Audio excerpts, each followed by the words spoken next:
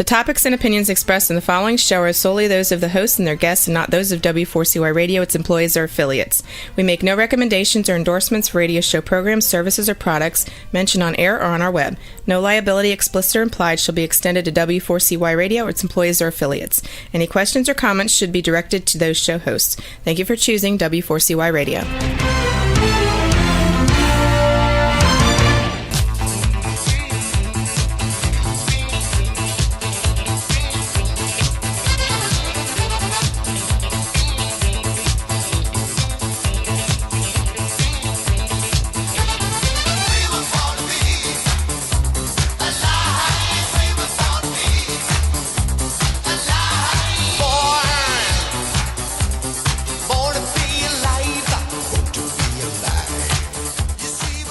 Yes, Born to be Alive. You're listening to Rosie Pica on Until Now on W4CY.com. If you'd like to join the live chat, and today I'm talking about a positive perspective in respect of policing, and that opening song of Born to be Alive is rather poignant to me at the moment because of a recent loss here within Australia of one of our serving fellow officers that has been killed in the line of duty. So today I wanted to give an insider's perspective about the positives of policing and the power of unity to overcome evil. So this program is dedicated to the fallen officers worldwide, that trusted hand in blue that reaches out to all in times of duress and distress in order to protect and serve. So police encounter the most dangerous and deadliest culprits within society, and often at the daily price of little appreciation of any services rendered, and oftentimes direct attack and unjust scrutiny, until there are sad days such as today.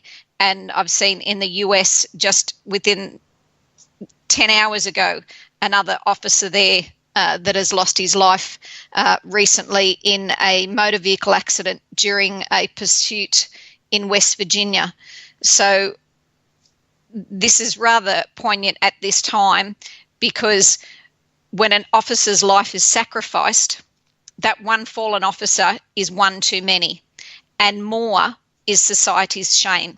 So my purpose of this program today is to raise awareness of all that we have around us that enables us to live our lives peacefully, securely, or the way in which, we would wish to be able to live our lives. Now, if you want to join this chat, come across to W4CY.com, click on the right-hand side, and I've seen a couple of listeners have already joined and said sorry for your loss and prayers for the family and friends. And yes, my heartfelt prayers go out to all those closest to these recent losses and all others that have experienced such a loss. I have the good fortune as I sit here today. For those that aren't aware of my background, I'm a former serving police officer, and I get to sit here holding my badge that says retired in my hand. I did not have to pay that ultimate sacrifice. Unfortunately, within New South Wales, which is a state within Australia, which is the state that I had served in, up until this year, in New South Wales, there are 252 police that have died in the line of duty. Now, that is just in one state within Australia. This recent loss several days ago was in the state of Queensland. The other one I mentioned in West Virginia in the US.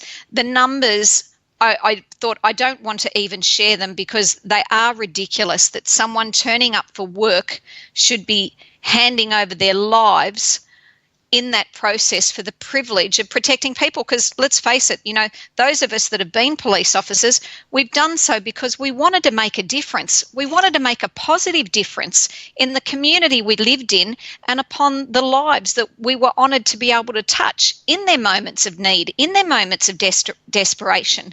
And, there should be no honour roll of heroes, which is exactly where all those serving police officers and past police officers, their names are then later put on so that we can recall their lives with an honourable mention. Now, within Australia, there is a perspective that is rather anti-police. Now, I can't say for the US. I've got some good friends there in the US that serve within the police department in New York, in Vegas, in Dallas, a few different locations. And I know the one thing that bonds us and brings us all together is what brings humanity together as a whole, which is understanding that leads to unity. Now, that's what matters most to police, is that family of comradeship and camaraderie. It's the brotherhood and the sisterhood. Because unless you've actually done the job day to day, and for those couch enthusiasts who like to sit there and say, oh, the police should have done this, the police should have done that, the police should have been here, the police should have, unless you have done it, you don't have that inside awareness of all that does go on in order to make those calls. It's very easy after the fact. It's very easy after the adrenaline is finished. It is very easy without direct threat upon your life to make judgments and assessments that, let's face it and be honest, unless you're in the situation, you wouldn't have a clue. So, and people are quick to pass on blame. As one listener's just asked, why do people always pass the blame? Because we're angry, we're hurt, we want somewhere for that anger and hurt to go towards. But understand, it's the angry people and the hurt people that hurt more people. If you're going to take a life, you can expect that your life is immediately lost in that process of taking a life. Now, my New South Wales retired police force badge has written in Latin the words Culpam Poena Premit Comes. Now, if I pronounced it incorrectly, forgive me. We'll blame it on the Australian accent and also the fact that I didn't know Latin. But what I do know is those words that have meant punishment swiftly follows crime. It's the old saying, if you do the crime, do the time. And that is the purpose of police. They are there within our community. We call it the thin blue line, and we call it that for a reason. It's because we did a dividing line with our governments, with our legislation, with our laws to say this is up to where we accept a certain type of behaviour. You go past that and you threaten our safety, you threaten our security, and you threaten our freedom and our livelihood and all that we hold precious and dear, you have crossed that line and we won't accept it. Who are the enforcers of keeping that line intact? It's the police. That's why it's called that thin blue line. Now, that thin blue line's gotten a little bit thinner very recently. And as I said, working as a police officer to observe the anti-police attitudes that some people indoctrinate their children with from the earliest age, I just found totally abhorrent. And I'm sharing this to expand awareness and understanding that these little jokes and little jests of, pigs and whatever else that, there are all sorts of names that I'm not even going to use on a radio program that's recorded for after the fact that anyone can be listening to. But we all know some of those names and some of those attitudes that are directed at police for no other reason other than the fact that they show up. They show up when others don't. They show up in order to preserve that peace. They show up in order to face those that other people aren't willing to. As simple as that. That's that thin blue line. And, to have your death listed as by gunfire just in the line of duty, that is a humanity that I'm not proud of. It's not that is what I'd call inhumanity. So I want humanity to have a heart, not just for our fallen heroes, who have paid that ultimate price and ultimate sacrifice, and that price is passed on to the legacy of their loved ones, their family, their children, their colleagues, that now have this every single day impacting on their lives. I want humanity to have a heart for all our current serving police officers and offer up what we wouldn't normally think of. Now, I saw a video online only a few days ago that I thought, oh, isn't that interesting? And it was actually posted by a police officer, and it was sharing like a good humour video of that they chased down, this dude that looked like he could have been a bad guy. And as they've apprehended him, they wanted to apprehend him to shake his hand as they've caught him to say, thank you for being a great citizen. Now, it was funny and it was entertaining because most people don't expect the police to chase after them just to say, good job, you're doing well. However, what I thought, that demonstrates the skewed perspective of people. It is a thin blue line already, and somehow we think police should go out of their way to make the public aware that police appreciate the public for doing the right thing. There's a greater level and higher numbers in the public. It makes more sense that the public would go out of their way to shake the hand of a police officer and say, thank you very much for what you do today and every other day that I'm aware of and what I'm not aware of. Thank you. To me, that just makes much more sense. Yet somehow we have it skewed that police should add on to their overwhelming workload that they have already. And I mean, there is so much crime, we can't stay on top of it, in that respect. There are certain things that have to be addressed immediately and urgently, that's prioritised, and other things have to be sat on the back burner. That's not police's fault, that's a community's fault. That should be an outrage within the community, that this is the children we're raising from an early age to look at police and call police names, those that show up to serve in order to protect and maintain the peace. That, to me, is what is abhorrent. That is, at the beginning, the first line of defence. Our children that we have direct influence over, that we can start to grow a sense of appreciation, a sense of gratitude. Now, when I worked at a police station in Sydney, and this police station was a pretty rough area. We had a mixture of lots of different cultures, as well as, bikies and, different other gangs that were anti-police in a very violent and hostile fashion. Within that community, other members, other store people would come in on a Saturday. They'd bring some chops. We throw chops on the barbie here, not those prawns that you Americans like to keep talking about. They'd bring some lamb chops, pork chops, whatever type of chop, and we'd throw them on the barbecue. The veggie produce guy would pop down and he'd bring some potatoes, some onions. We'd fry them up, basically, and then, another grocer would bring some eggs. We'd do a cook-up, and the cook-up wasn't just for the police. The cook-up was there for the community, and it was a simple way of just their way of saying, thanks for always being here for us. We're aware of what you're doing. Now, I'm not saying, go out and buy some groceries for your local PD. They might start to wonder, what you've put in them. However, what I am starting to say is look at how we demonstrate our appreciation, and we teach appreciation to the youngest that is then our next generation, as there are those members in blue. So, honey, if you're ever lost or you need help, you're in need or there's a problem, that's who you look for. That's the one you find. They're going to find and contact mummy or daddy. They're going to look out for you. That's what they've signed up to do. And there'll be those that will have, and often from a criminal element, that will turn around and say, oh, those bloody cops, and will tell a bad story. In every industry around the globe, people, there are bad stories within that industry. However, it's not the norm, it's the exception.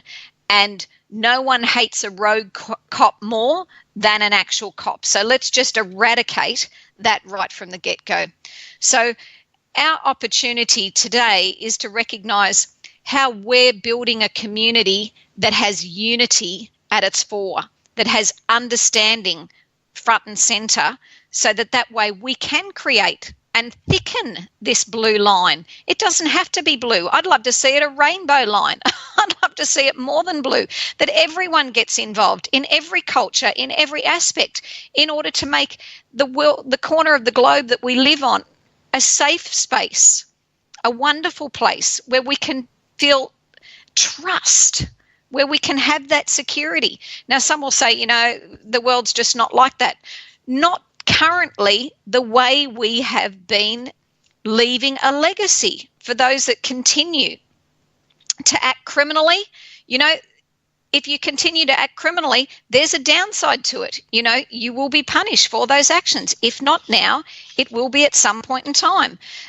And those that aren't acting criminally, that's the opportunity.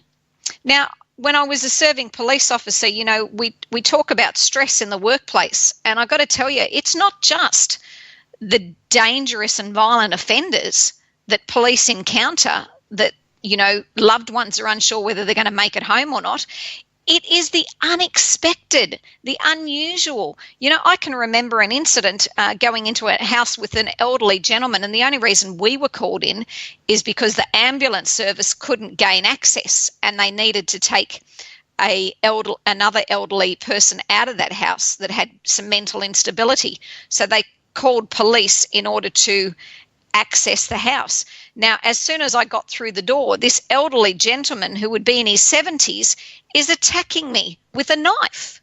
Now, that is unexpected and that is unusual. So police have reached a point where they can't trust the community to act and behave in the manner that you would expect most decent human beings to act and behave. We've got the influx of drugs, the ice epidemic, that is rampant in so many locations. So people that look like normal mums and dads now have become violent offenders themselves. Just recently here at a local airport near where I live, Gold Coast Airport, there was a huge man in the centre of the airport that one person has videoed on their phone as he's picked up one of those large metal bins and has started swinging it around to smash it into the check-in kiosk.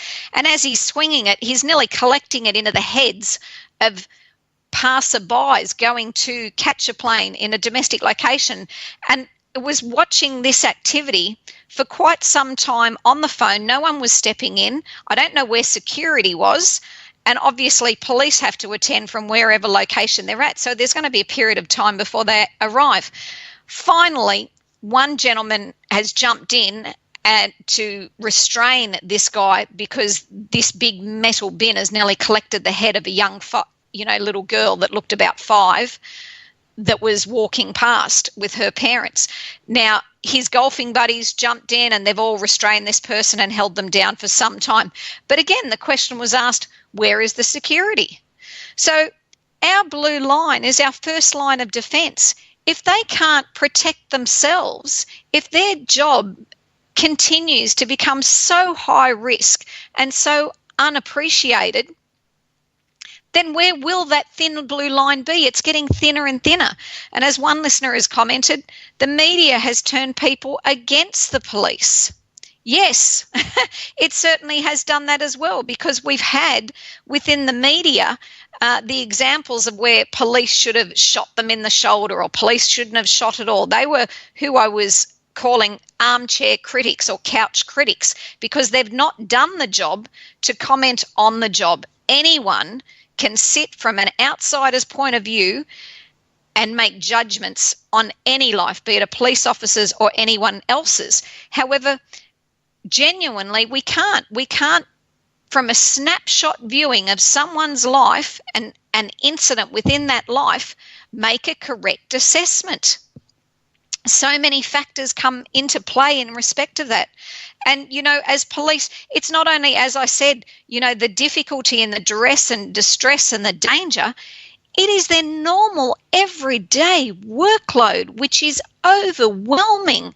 They come in to start a shift and there is a backlog of jobs already waiting to be attended because the level of incidences at the moment is not decreasing. And that's not policing fault. That's a community fault. That's a whole nation fault. That's us as human beings, our fault.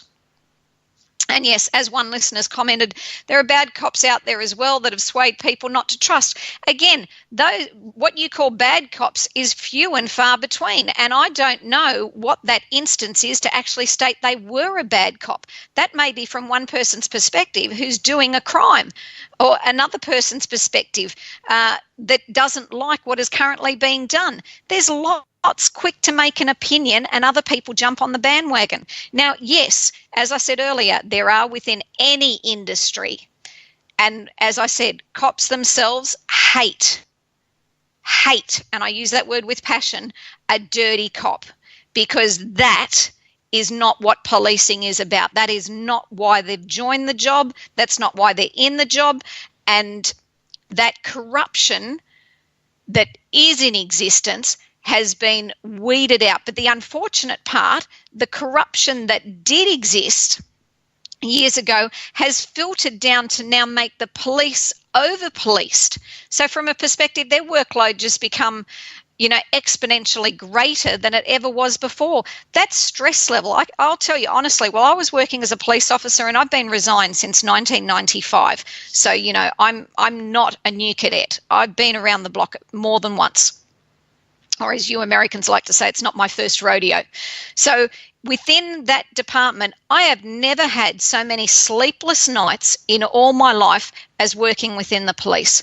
Now, you might assume, there was sleepless nights from the level of violence or the extreme incidents that you saw, like, people's heads pulverized beyond recognition that then have to talk to you and tell you who the offender is, or those young children that have been brutally assaulted repeatedly by family members over years that now have to tell you, or, the people that have experienced a death within the family that you now then have to deal with them as possible suspects in relation to that death. That's only a brief snapshot glimpse into some of the causes of my sleepless nights. The most common cause was the paperwork. The common cause was that level of scrutiny of that so much data had to be completed so that every different governing body could assess at a glance what was happening. Now, somewhere you've got to get the time to be able to complete all of that. And I've got to tell you, truthfully, that time was spent on our own time. Not police time, our own time that was meant to be connecting with our friends, connecting with our family, connecting with our loved ones, having some relax and recharge. That's non-existent within the departments. And the reason why is because you stuff up that paperwork, it is your career on the line. It is also the difference between a conviction or a release for a criminal individual. So there is just such a level of stress that I don't know of any other position that stays with you long after you leave your actual workplace. You don't get to switch off. You don't get to turn off.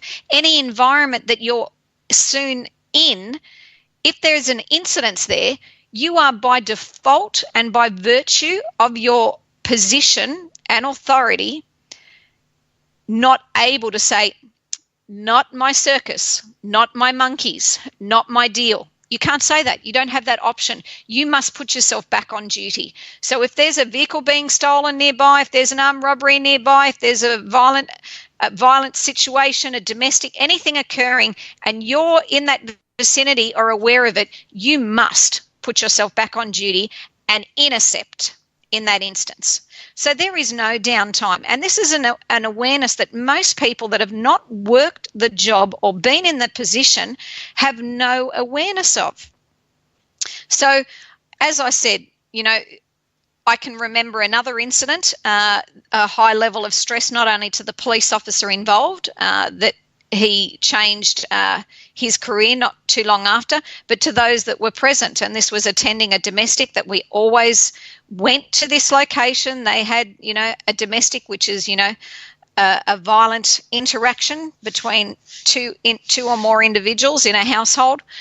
And on this incident, they lived on a second floor, and the only way to access it was to climb in through what we saw was an open window.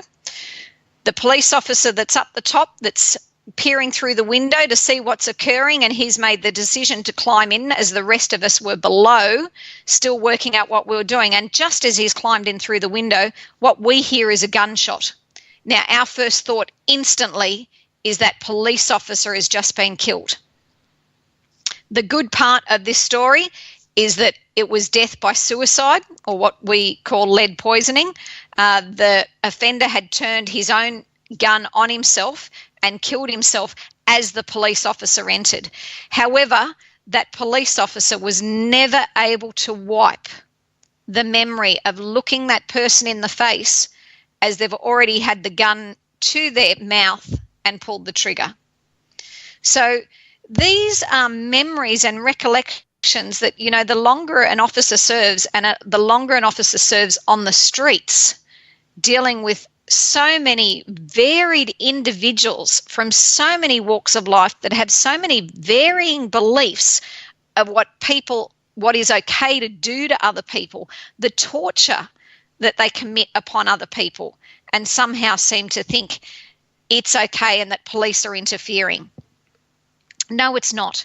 So this is why this is a call to arms, to open our hearts. As I said, not just to the fallen heroes, but to those that are currently serving. If you'd like to make a comment, you're listening to W4CY Radio on Until Now with Rosie Picar. You can go to w4cy.com and click on the link on the right-hand side to join the chat. If you've got a comment of appreciation that you would like passed on to police, please share it. I've put it on my Facebook feed because I'd like to take the opportunity to let current serving police know that we thank them, that we do appreciate what they're doing, that we do realise that it's not just those one-off incidents that we see portrayed in the media. They have daily incidences of difficulty. As I said, our honour roll that we have just in New South Wales alone, which is a really small state, is 252 officers' names. And that's a price that every one of those names paid. So they've done more than their fair share to contribute to a society that is safe for all. So it's important that we do come together because, we are able to enjoy so much. As I said, the precious freedom, safety and security that we do have is thanks to that thin blue line. So as a community, we can shift our perspective, that anger and that hurt and that cultivation of anger and hurt is breeding harm. It's not just harm to ourselves, it's harm to those others that are on the receiving end. In order for it to stop, it takes all of us, not just some of us. And some listeners' comments are, is it like a calling that people have to have inside them to do this job? And yes, I would believe, for myself, I can speak personally and say it was a calling. It was a calling to want to make this world a better place and to do my bit in order to do that in the best way I could. Now, I'm only 5'2", and at the time, I didn't weigh more than 50 kilos, which is probably about, 110 pounds. And I was still willing to do all that I could on the streets for 8 years, day in, day out, making my bit of difference. Now, I can recall, some of my stress issues, which many police face, as I said, that mental stress together with the violence and the duress is what does most people's heads in. That, you mentioned to do with, corruption. That corruption often comes about because of collapse of their relationships outside of it. It comes about because of alcohol abuse. It comes about because of any other substance abuse. It comes about as an incorrect means to address what's going on that the department hasn't addressed correctly. Police get desensitized to violence. If you're around something long enough, it has an effect on you. Simply put, we see it with blueberries. Put one rotten one in the container, it starts to corrupt. Humans are the same way. You keep putting rotten stuff day in, day out, without having a means to address that rotten stuff. Unfortunately, it has an impact. That mud sticks mentally. And, there's no amount of alcohol and drugs that can release it. Whilst I was a serving police officer, my own marriage collapsed. My husband at the time would say, "Why don't you talk to me?" And I would say, "What is the point? You don't get it." And that's the hard thing for family members of police. They want these serving members to come home and tell them what happened to at work. The reason that police don't share is because you haven't been there, done that, to understand, and your viewpoint and comments that you will have is coming from your limited perspective, which is not a genuine, true perspective, which is the reason why cops will talk with other cops.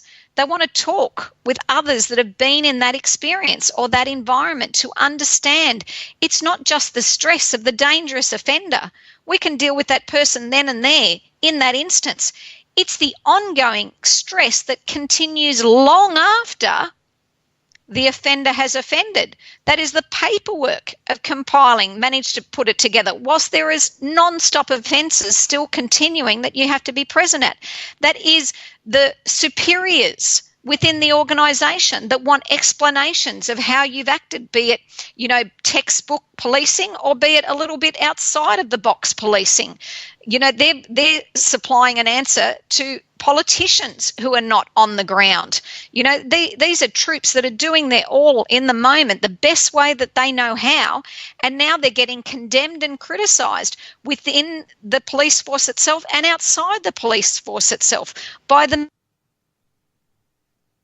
me. Like, I can't remember what the exact incidents was of a negative response to police whilst I was policing, but I do remember the after effects. And I remember just going to simple things like noise complaints, walking in the midst of a party, and all the jeers and all the insults of the people because they'd been influenced by what they'd read in the media. Now, I've not been corrupt a day in my life, and I have done more than many individuals in order to contribute to a better community.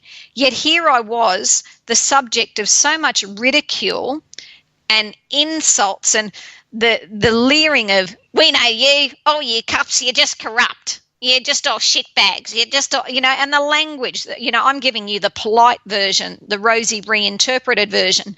What I heard that night, I'm ashamed even to repeat. And these were normal mums and dads.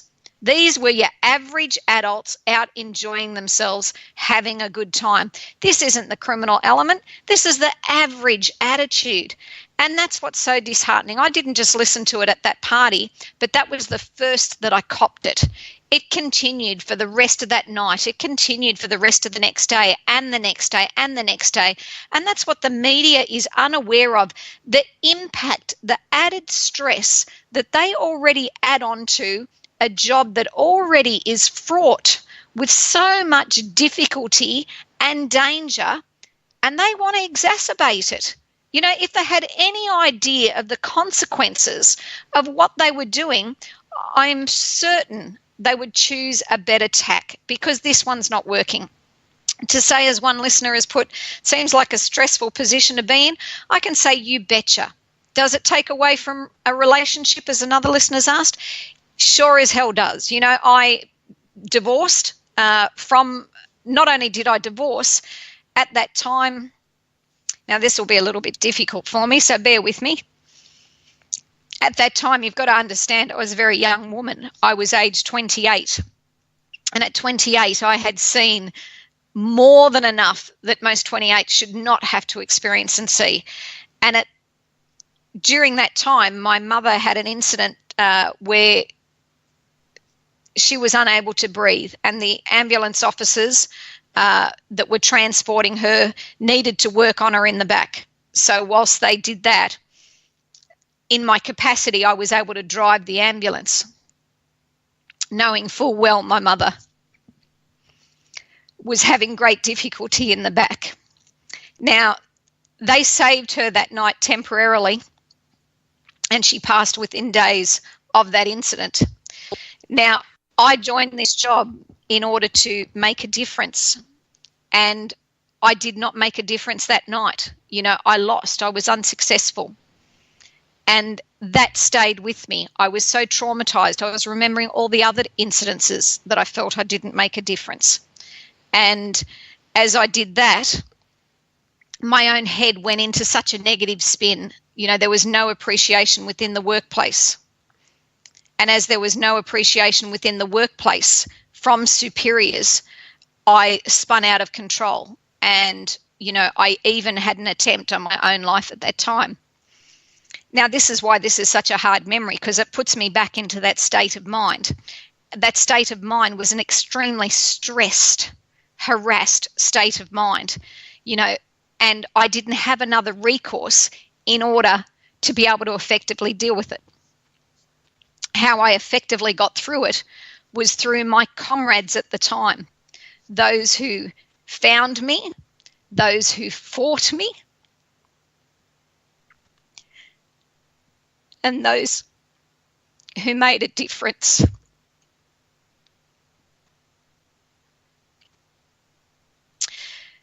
And these are the same people that are out there making a difference for each one of us today. They did a police guard of honour at my mother's funeral, which was a sign of respect. And that sign of respect stays in my heart. And I wish that every human being listening today can have their own heart opened and have their respect raised. These are our brothers and our sisters. They are our mothers and our fathers. They are our children that are out there doing one of the toughest jobs. That those that sit in an armchair or a couch or from outside looking in have no understanding. I am not the only police officer that was put in a position that I felt my life would be better being dead. I'm just one who is talking about it, and talking about it, as you probably tell by my voice, with extreme difficulty. And I share it for one reason. I share it because too many police have fallen. Too many have lost their lives in the line of duty.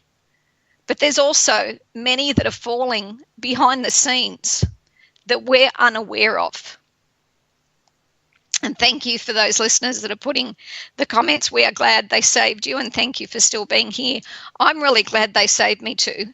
And the best bit is they stood by me, that they didn't put me into superiors. If they had have, I would have been ousted from the force, when what I actually needed was counselling and support. I needed to know that even though this day was so dark, that other days get better.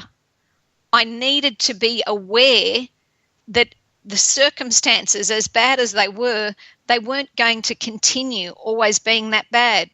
And sadly, a lot of our police officers are not taught the same thing exactly today. As I said, they get desensitized to violence. They get surrounded by the influence of substance abuse, alcohol abuse, anything that numbs that mind from all those dark thoughts, all those bad thoughts, all that difficulty and duress that they're under. And this is not a moment. You think of a bad experience you've had in your life, an experience where you've had an armed intruder, where you've had a break-in, where you've had your vehicle stolen, or you've had a child missing, or you've had any type of crime. That moment that you experience it becomes all-consuming. However, that's what it is. That's one. Now you multiply this by 100. You multiply this by 1,000. You multiply this by 10,000. And you might start to understand a little bit of the impact and the feeling that your current serving police officers walking around you carry on their shoulders. They are big and they are broad, even if they're little and they're small, as I was. I'm only small on the outside, people. My insides are huge, and my insides are equally as big and broad. Now, our opportunity is now today to share with our children, to share with those we have an influence over, if they're bad-mouthing police, to remind them it's thanks to them that we're here. It's violence is not okay. It's not accepted. That's what needs to be accountable. The fact that people perpetrating the violence, it's the justice system that's accountable. You know, we jail drug dealers over here in Australia pretty quickly. However, violent offenders often go free.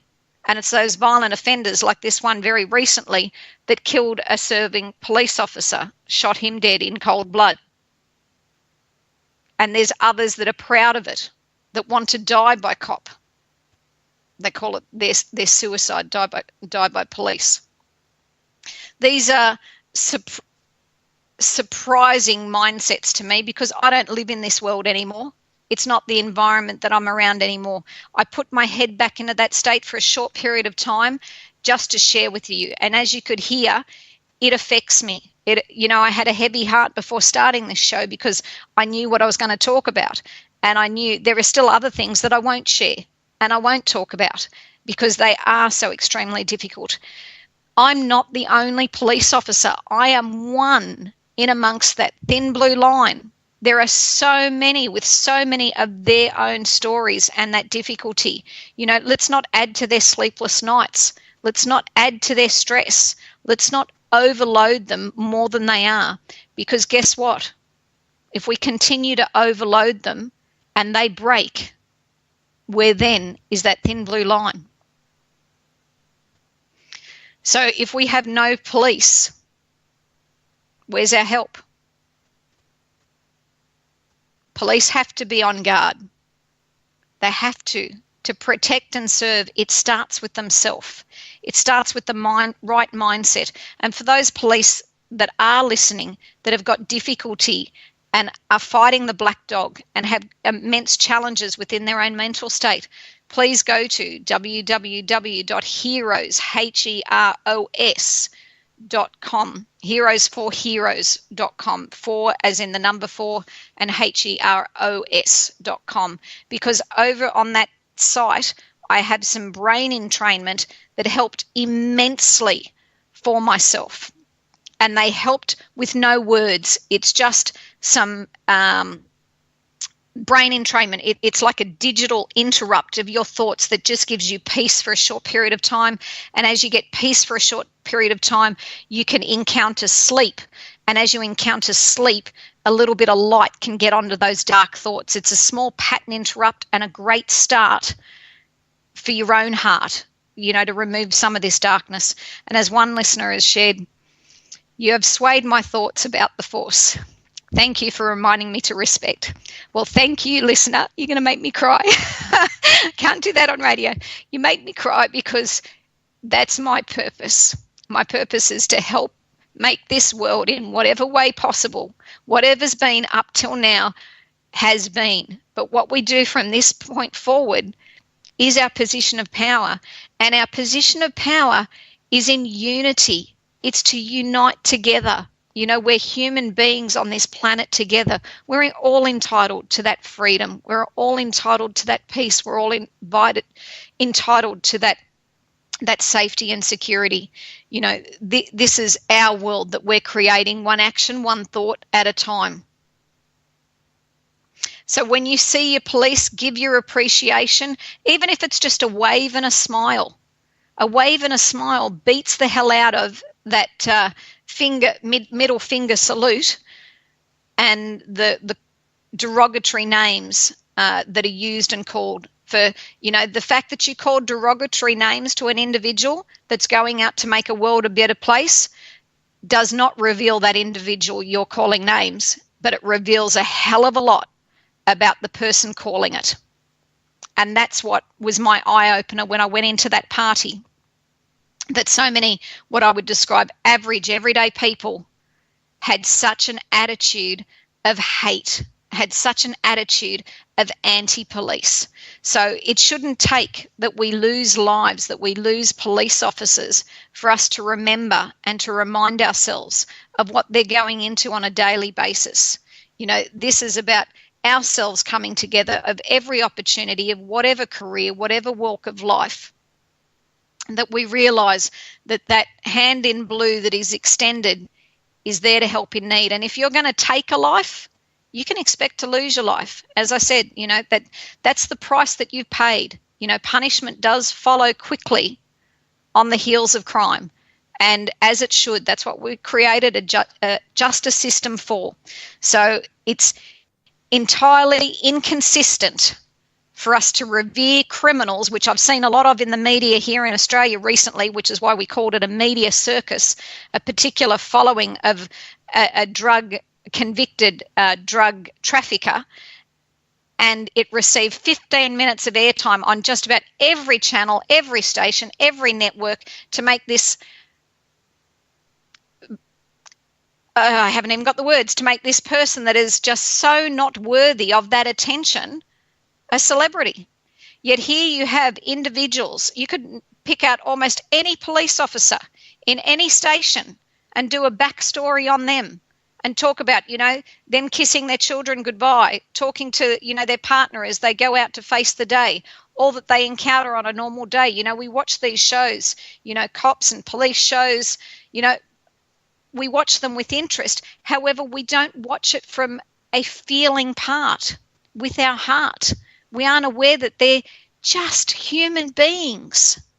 They're human beings doing the best they can with what they've got in order to improve all of our lots. So they should be the revered celebrities. They should get 15 minutes of airtime on any channel, on any network.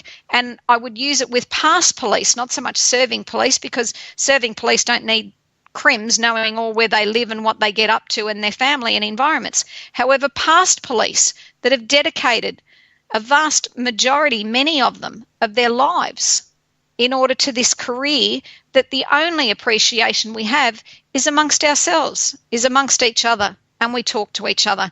So if you're a loved one and you have got a serving member within your family, don't take it to heart that they don't talk to you personally about their day or what's gone on. Just be aware that words don't teach. Words don't share the experience. Only the experience of it will get there. And those psychologists and psychiatrists and all those that think they know and understand, it's the same as with the war veterans. Unless you've been there and done that, the understanding and the relatability is simply not there.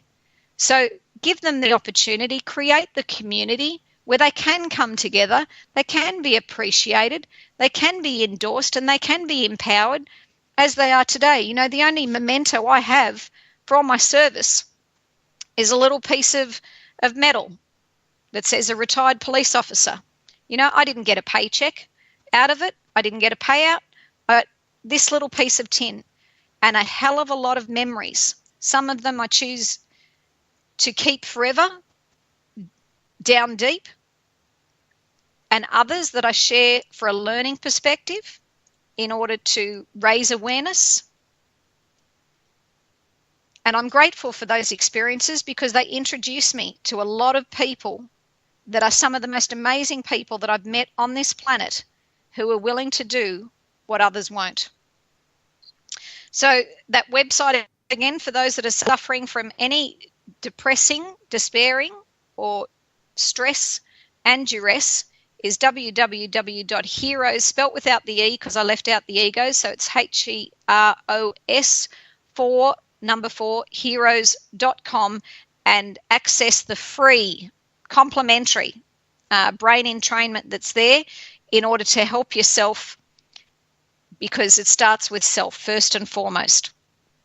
And remember, if you pass a cop today, give him a smile, give him a wave, give her a thanks, a handshake.